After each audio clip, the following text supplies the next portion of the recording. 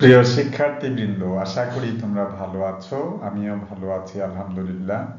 আজকে আরো একটি নতুন ভিডিও নিয়ে তোমাদের সামনে হাজির হলাম। আশা করি তোমরা শুরু থেকে শেষ পর্যন্ত দেখবে, তাহলে অবশ্যই বিষয়টি অনুধাবন করতে পারবে। এরপরেও যদি কারো কোনো বুঝতে প্রবলেম হয়, তাহলে পরবর্তী পেজে আমার হোয়াটসঅ্যাপ নাম্বার দেওয়া আছে, সেখানে কন্ট্যাক্ট করো, কমেন্ট করো যে আমি এই আইটেমটা বুঝি নাই অথবা এই লাইনটি বুঝি নাই।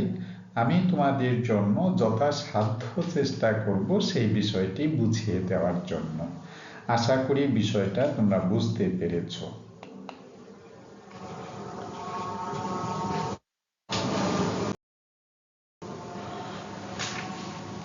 এখানে দেখো, এই যে হোয়াটসঅ্যাপ নাম্বারটা আছে 01711488315।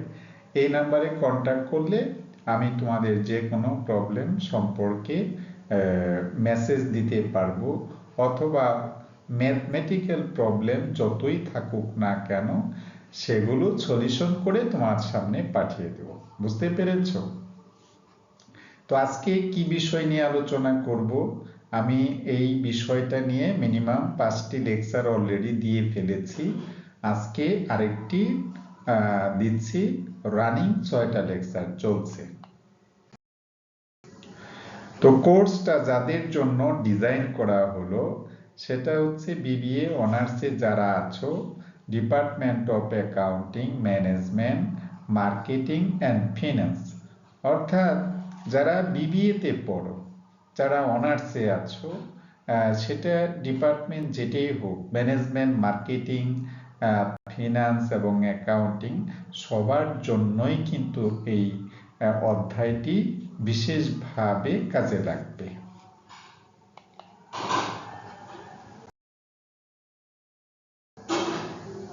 এবং যারা ইন্টারমিডিয়েট লেভেলে ফার্স্ট ইয়ার এবং সেকেন্ড ইয়ার পরীক্ষার্থী আছো, তাদেরও কিন্তু এই অধ্যায়টি আছে। সুতরাং তোমরাও যদি শুরু থেকে শেষ অবধি দেখতে থাকো, তাহলে অবশ্যই তোমাদের এই অধ্যায়টি বুঝে আসবে। যারা বিবিএতে আছো তাদের জন্য সাবজেক্টের নামটা হচ্ছে প্রিন্সিপলস অফ অ্যাকাউন্টিং, অর্থাৎ হিসাব বিজ্ঞানের নীতিমালা।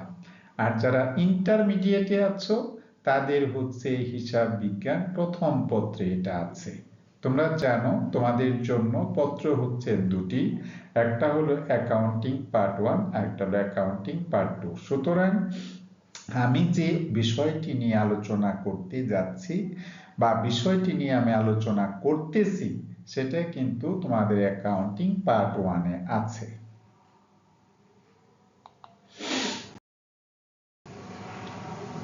অধ্যায়টার নাম হলো ওয়ার্কশিট। এখন তো বুঝতে পেরেছো যে ইন্টারমিডিয়েট লেভেলে যারা আছো তাদের কোন অধ্যায়তে আছে, আবার যারা অনার্সে আছো তাদের এই ওয়ার্কশিটটি কোন অধ্যায়ে আছে। তোমরা একটু সার্চ করো, সার্চ করলেই পেয়ে যাবে। আজকে হচ্ছে রানিং লেকচার নাম্বার 6। এখানে একটা দেখো ম্যাথমেটিক্যাল প্রবলেম আমি নিয়েছি, যে trial balance as on 31 December 2023 সাল। এখানে কিছু আইটেম দেওয়া আছে, সিরিয়াল নম্বরে আছে 1 থেকে 10 পর্যন্ত 10টি আইটেম দেওয়া আছে। আর নেম অফ অ্যাকাউন্ট মানে কি জানো? নেম অফ অ্যাকাউন্ট হচ্ছে হিসাবের নাম, ঠিক আছে? হ্যাঁ, বুঝতে পেরেছো? নেম অফ অ্যাকাউন্টস হচ্ছে হিসাবের নাম, পারচেজ হলো ক্রয়, সেলস হচ্ছে বিক্রয়, বিল্ডিং হলো একটা দালান, সম্পত্তি। প্রিলিমিনারি এক্সপেন্সেস, প্রিয় শিক্ষার্থীবৃন্দ, অনেকেই কিন্তু এই প্রিলিমিনারি এক্সপেন্সেসটা বুঝতে সমর্থ হও না। প্রিলিমিনারি বলতে প্রাথমিক খরচাবলী বোঝায়। তো অনেক শিক্ষার্থী জানতে চায় যে প্রিলিমিনারি এক্সপেন্স অর্থাৎ প্রাথমিক খরচ, এই বিষয়টা আসলে কোন ধরনের খরচ। এটা আমরা কোনো রেভিনিউ কিন্তু খরচ না, এটাকে আমরা ফিকটিশাস অ্যাসেট বলে থাকি, অর্থাৎ ভুয়া সম্পদ বলে থাকি। কেন? যে খরচের বিনিময়ে কোনো কিছু অর্জন করা সম্ভব হয় না, সেটাই হচ্ছে তোমার ভুয়া সম্পদ।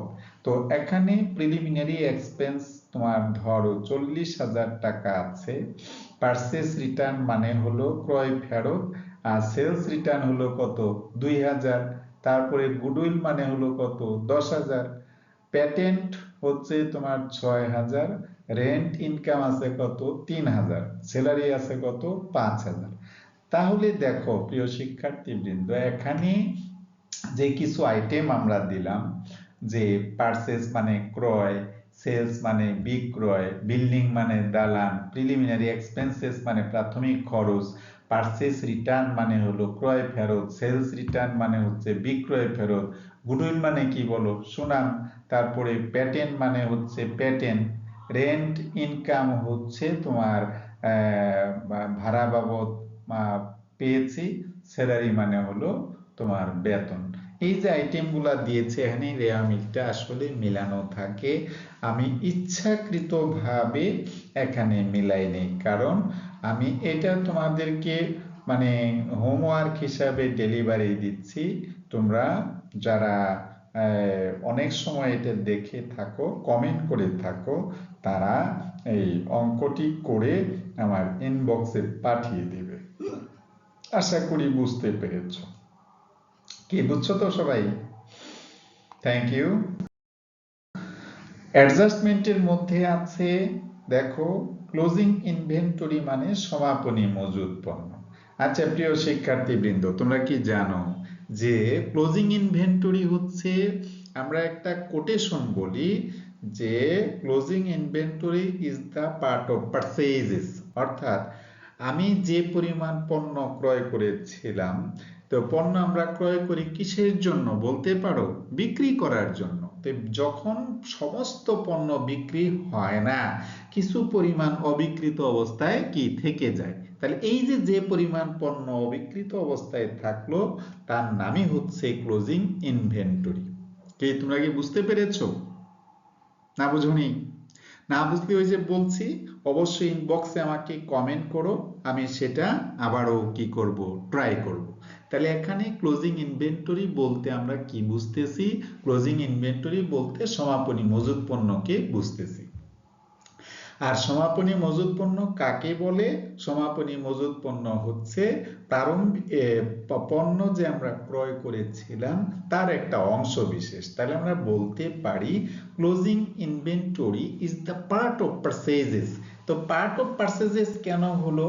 আমরা পণ্য ক্রয় করেছি কি করার জন্য বলো তো? বিক্রি করার জন্য।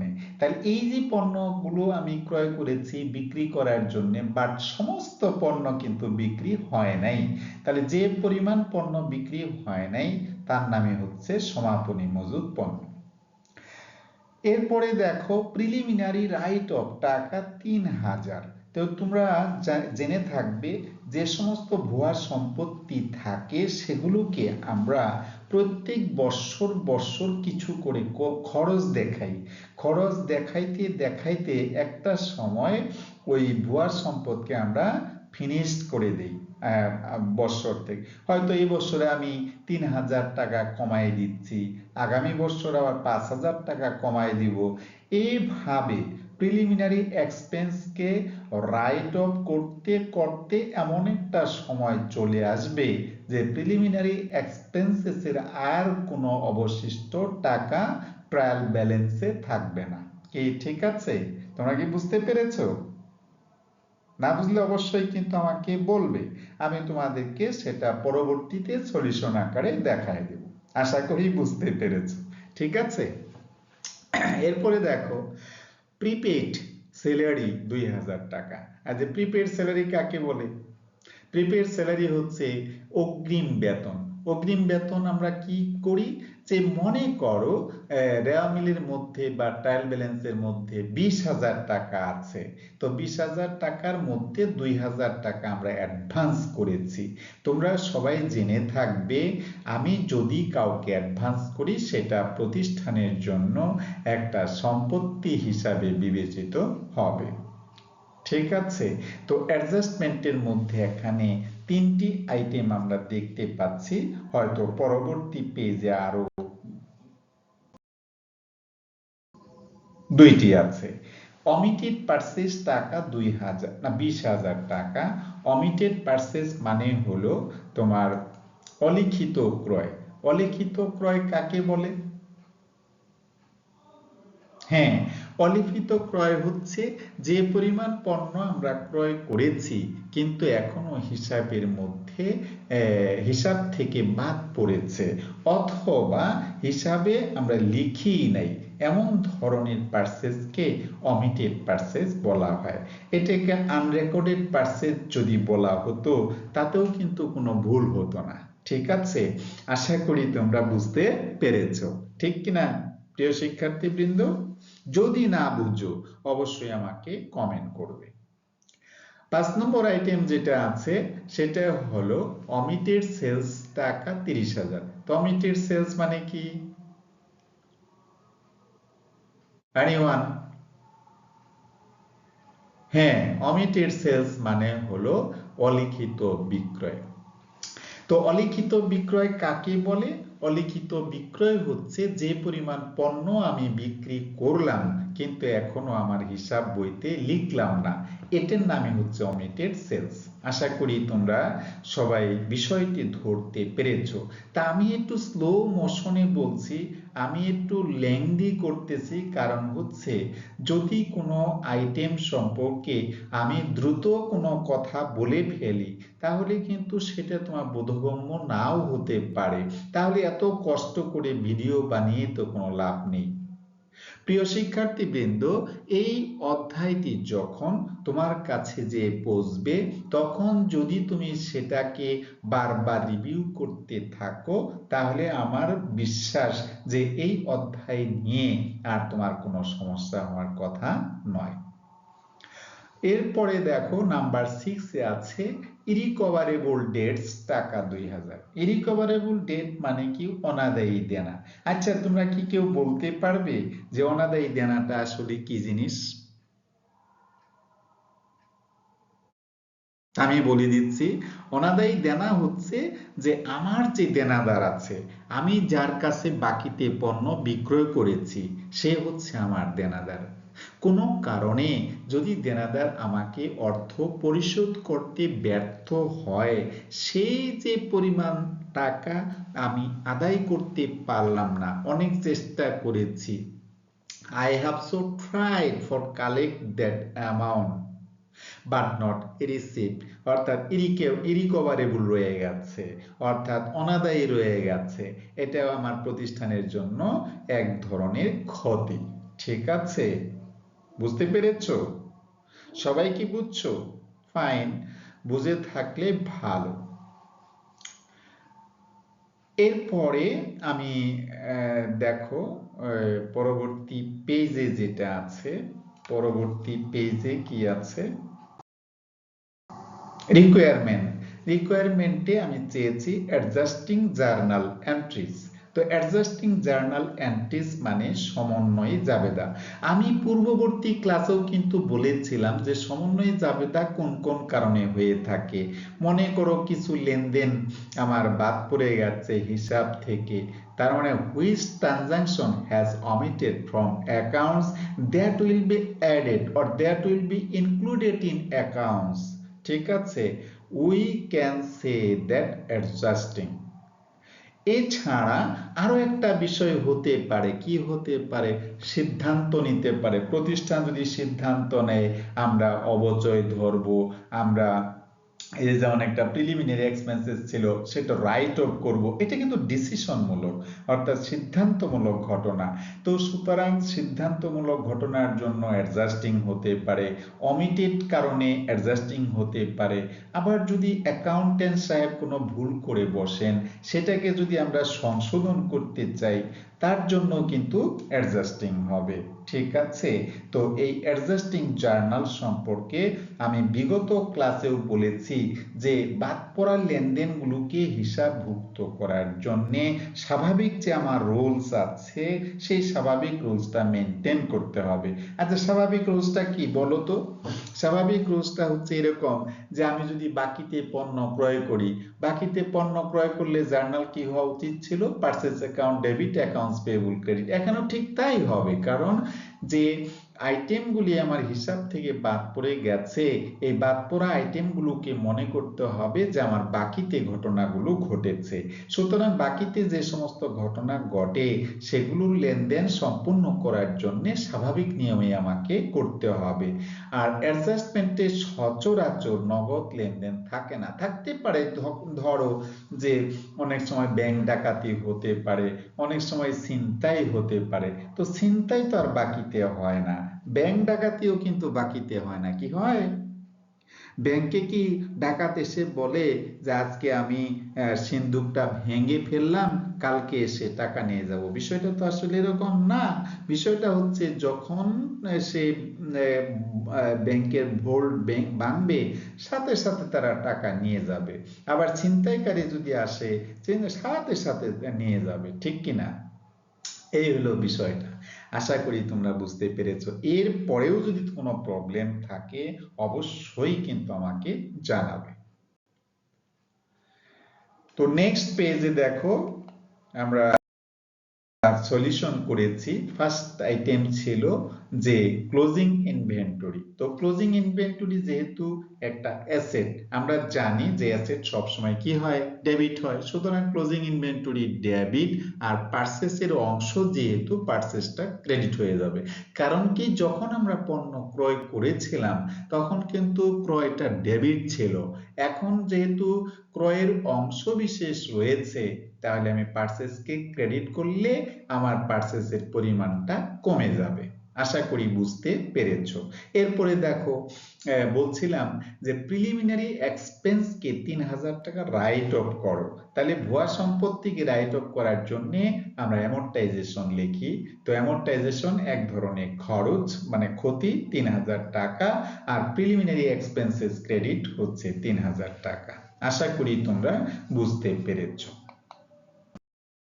Next, prepaid salary. আচ্ছা, খরচ যদি বকেয়া থাকে, তোমরা জানো খরচকে আমরা ডেবিট করি আর আউটস্ট্যান্ডিং খরচকে ক্রেডিট করি, অথবা অ্যাকাউন্টস পেয়েবলকে ক্রেডিট করি বা স্যালারি পেয়েবলকে ক্রেডিট করি।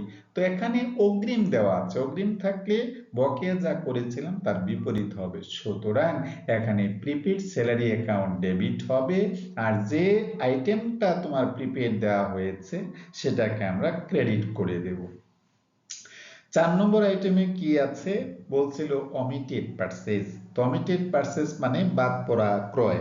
এই বাদ পড়া ক্রয়কে সাধারণ নিয়মে যদি আমি এন্ট্রি করি, তাহলে purchase account debit, accounts payable credit. ঠিক আছে, এই তো purchase account debit, accounts payable credit. তো নেক্সট পেজে কি আছে? নেক্সট পেজে আছে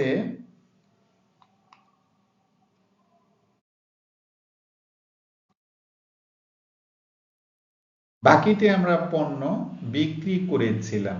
এখানে বাকির কথা বলা নেই, আমি আগেই বলছি অ্যাডজাস্টমেন্টে থাকা মানেই বাকি। সুতরাং অ্যাকাউন্ট রিসিভেবল ডেবিট মানে দেনাদার ডেবিট, আর সেলস অ্যাকাউন্ট হচ্ছে ক্রেডিট, যেহেতু সেলস হচ্ছে ইনকাম। ঠিক আছে, এরপরে লাস্ট ওয়ান ছিল যে ইরিকভারেবল ডেট। ইরিকভারেবল ডেট কাকে বলে? ইরিকভারেবল ডেট হচ্ছে যে পরিমাণ টাকা আমরা দেনাদের কাছ থেকে আদায় করতে পারছি না। সুতরাং যে পরিমাণ টাকা দেনাদারের কাছ থেকে আদায় করতে পারছি না তার নামই হচ্ছে ইরিকভারেবল ডেট। আমরা ব্যাড ডেট বলি, যে ব্যাড ডেট মানে অনাদায়ী দেনা, এটা একটা ক্ষতি। সুতরাং ব্যাড ডেট অ্যাকাউন্ট কি হবে? ডেবিট হবে, অ্যাকাউন্ট রিসিভেবল অ্যাকাউন্ট ক্রেডিট হবে। আশা করি তোমরা বুঝতে পেরেছো। এগুলো ইন্টারমিডিয়েট লেভেলে ক্লাস 9-10-এও ছিল, ইন্টারমিডিয়েটেও আছে। যারা অনার্সে আছো তাদের জন্য আরো সুবিধা হবে। ঠিক আছে, তো যদি তোমাদের কাছে ভালো লাগে অবশ্যই লাইক, কমেন্ট এবং শেয়ার করবে। আর যদি ভালো না লাগে আমাকে জানাবে, আমি ট্রাই করব ভালোভাবে বোঝানোর জন্যে। ইনবক্সে তোমরা দিয়ে দিবে, আমি পরবর্তীতে সলিউশনগুলো তোমাদের কাছে পাঠিয়ে দেব। সে পর্যন্ত যে যেখানে আছো ভালো থাকো, সুস্থ থাকো এবং নিরাপদে থাকো। আসসালামু আলাইকুম ওয়া রাহমাতুল্লাহ ওয়া বারাকাতুহু।